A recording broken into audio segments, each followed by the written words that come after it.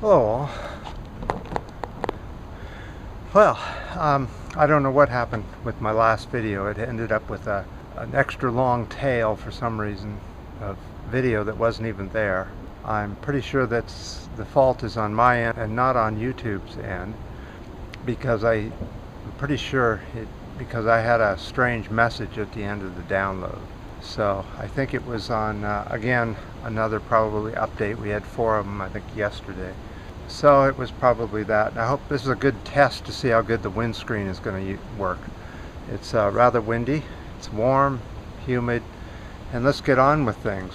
Well, again, last night and today there were protests in Missouri about the killing of Brown, a teenager who, I don't know what story to believe. He was robbing a bank, and then he ran, and then the cops told him to halt, and he got down on his knees and they shot him. I don't know. That's the story I seem to be getting.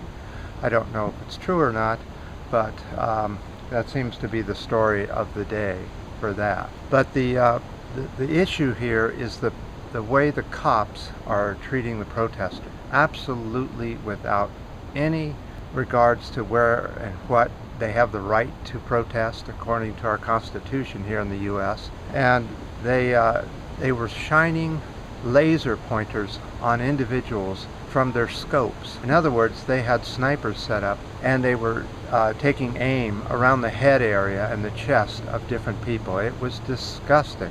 You know, these are definite Gestapo practices going on here in the U.S. We'll keep following it, and another person who's following it really well is the Alex Jones Show. They've got some excellent reporters there showing what's going on, and it's worth a look. So the second thing I wanted to talk about, the Palestinian issue. This morning over in Oakland, right across from San Francisco here in the U.S., state of California, there was a large protest which stopped an Israeli ship from docking and unloading their cargo. Cargo that should have been made here in the U.S. You know, each country should make their own materials and their own supplies and their own furniture and homes and bridges and all that, and keep their own people working instead of this outsourcing nonsense. But I wanted to thank all the protesters in both places, both in Missouri and in California. You know, everybody's starting to look up maybe, or wake up just a little bit.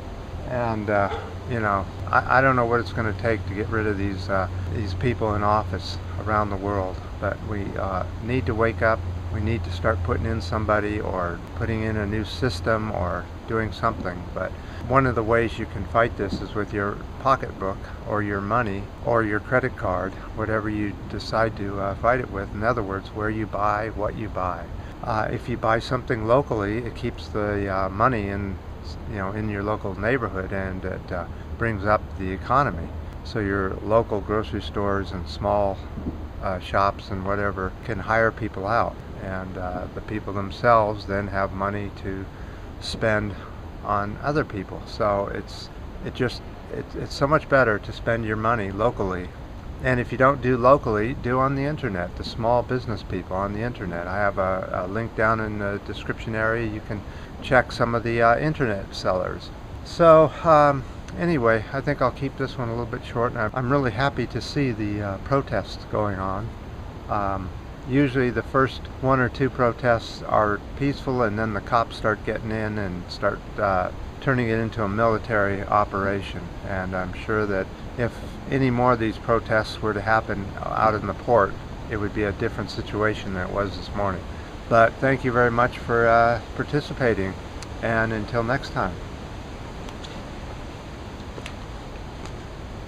You know what I hate is when people know that something is made in Israel and they still buy it. You know, when we should be protesting Israel and the military-industrial complex, and not supporting them with our money.